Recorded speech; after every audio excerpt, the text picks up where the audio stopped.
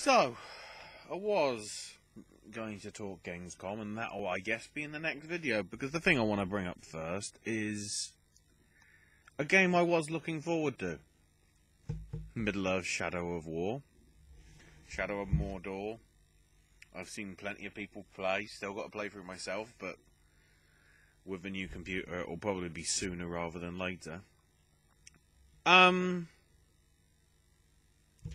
The big thing with that game, the issue that there was, is there was undisclosed paid promotional stuff to hype up the game. Which is a shame, because it really didn't need it. The game was good enough. Okay, it had the sort of review embargo going up to the date, which isn't that great.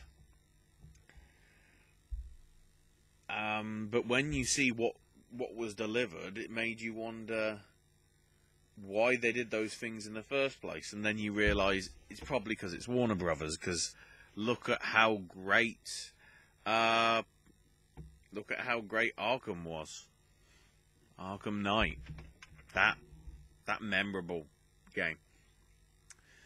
So then it came to the sequel, which got leaked obviously earlier in the year, shown at E3 properly.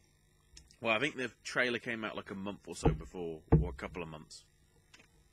Might have even been earlier in the year, but either way, people were getting excited.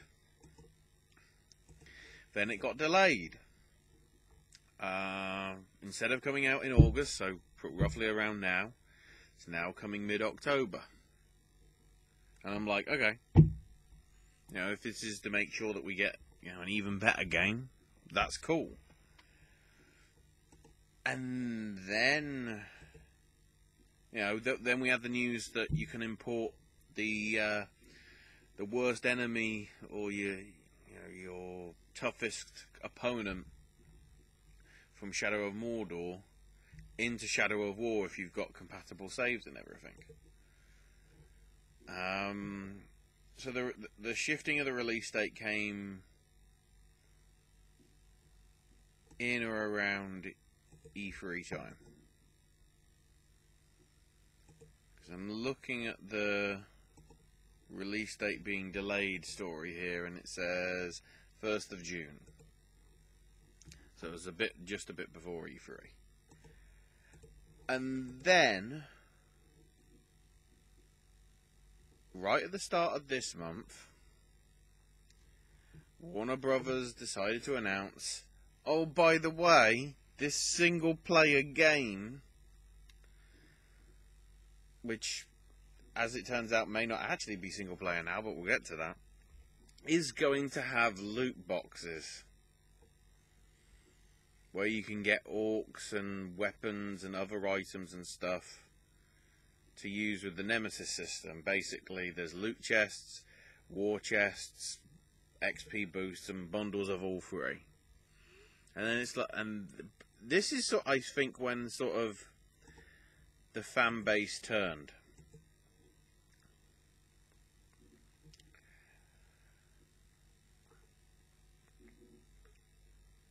Because it was at that point where it's like, this game doesn't need it. And part of me is fearing the reason why it's been delayed 2 or 3 months is because the devs are having to incorporate Warner Brothers' cry of, you've got to put monetization and microtransactions in it.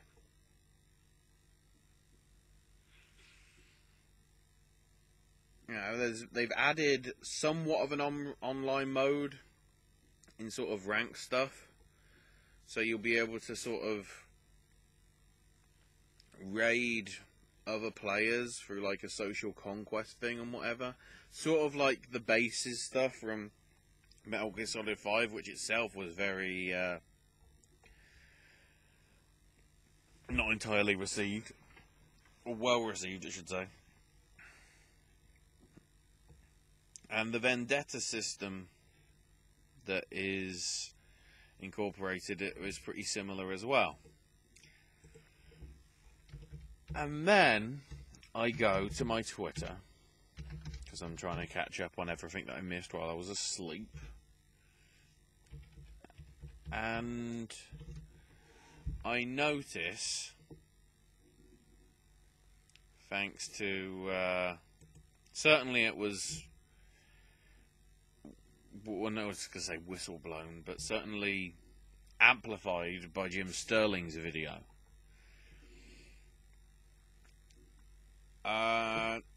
Totino's, which I don't know what that is, I should probably check.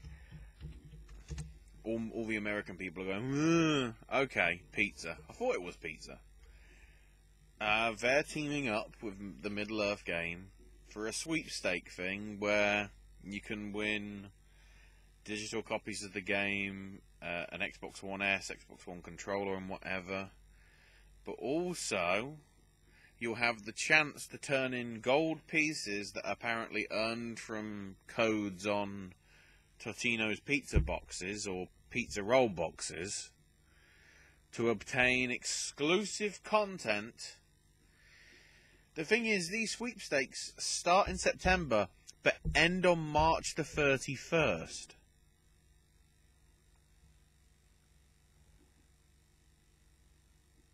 So that to me implies, if you think about it, you won't be getting the game or the console bundle until the end of March.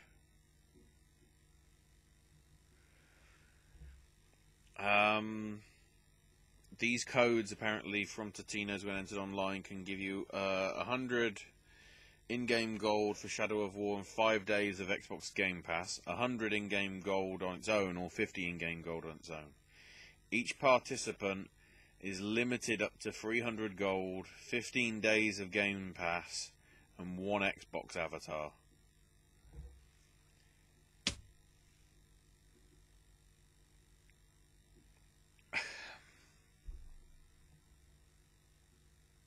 Think about that. So, unlike with Halo, Jeff Keighley will really like me bringing that up again. Remember with Halo and I think one of the Call of Duties, I can't remember which, might have been Modern Warfare 3. There was a whole idea with either Doritos or Mountain Dew or Monster Energy drink or something, is you put in codes and it gave you double XP, which was valid for the entire duration of the promotion, and there was no restrictions on limit. Hell, I've been buying a crap ton load of, if I can find an empty wrapper here,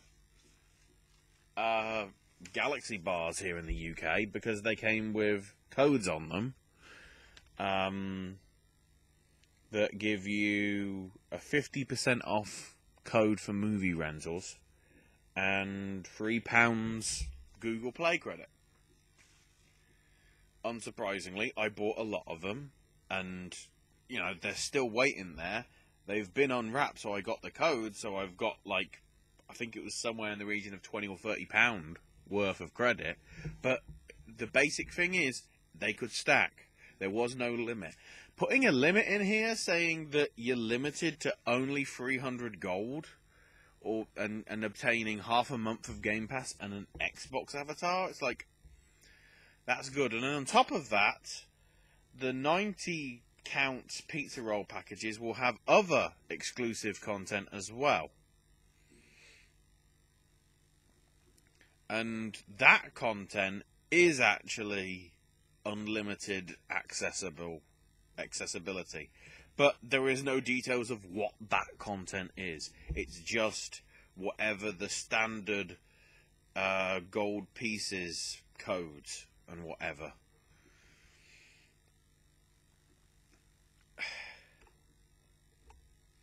And to me, it's just like Warner Brothers is joining the team. We gotta say it's got to be done through, at least on the Halo side, it's probably Bungie, because I don't know whether Microsoft would have been happy with the stuff. I'm not sure. But the fact that it's now happening with Destiny 2, again, I think with energy drink or something, in terms of bonuses and whatever, and possibly Doritos, I can't remember. It's like, okay, that's stupid. Then also you partly have got to think it's Activision trying to extra monetize the crap out of it. And Warner Brothers thinking that this is the right direction.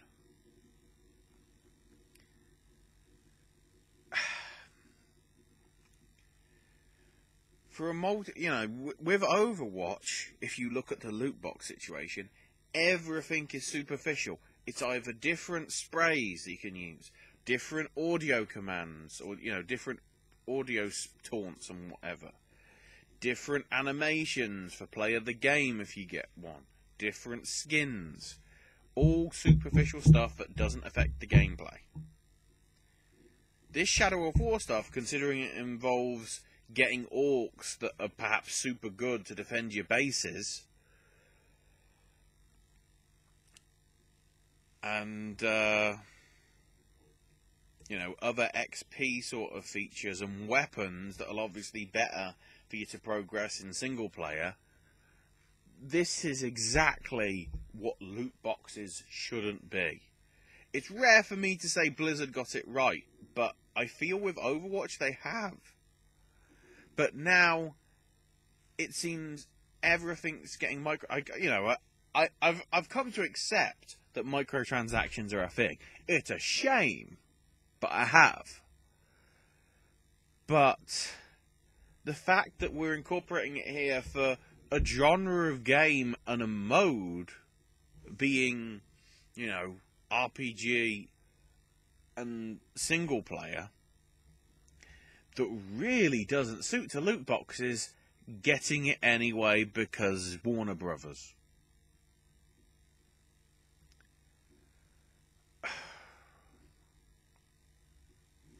It's getting to a point, you should not pre-order games anyway in the first place. In all honesty, it's a shame for me to say this, because if it really is a good game, it's going to suffer with what I hope you should do with this. But because of this microtransaction stuff, I'd say boycott it. Don't pick it up until it goes cheap. Let's say Black Friday. Let's say after Christmas. Let's say 2018. I don't know how long it's going to be before they're going to reduce the price on it. But make sure they don't get as much money back. If it's $60 at launch, which I think it is, wait till it's 40. Whatever proportion that they would be getting, they're getting less of. Okay, that might, be less to Sony or Microsoft or Steam if you're buying it that way. Or less to the retailer that you're buying it from. Let's say if you're buying a physical thing from like GameStop, Game, Walmart, whatever. But I don't see why Warner Brothers should be profiting from this manner of monetization. It's not cool. It's not good. This is, as I say, monetization done right in Overwatch, I have no problem with, because it doesn't hamper your stuff. The issue with the Shadow of War stuff is it's sort of adding a pay-to-win aspect to it. And pay-to-win is something you really shouldn't be doing in your games, because then you're just creating multiple tiers that some people will never be able to get to because of insufficient funds. You know, if they can only buy one game a month, and they're buying Shadow of War, even if it is $60, and they're buying games every month, they're not going to be investing in Shadow of War, which means the people that can are going to have benefits over the ones that don't. Just like how it was with Metal Gear Solid 5, and we saw how well that did. Kojima left. Konami's apparently, you know, not even doing any sort of shit anymore. It's just down to that. You know, I am honestly saying boycott it. Wait until it's 25% off in the Steam sale at the end of the year.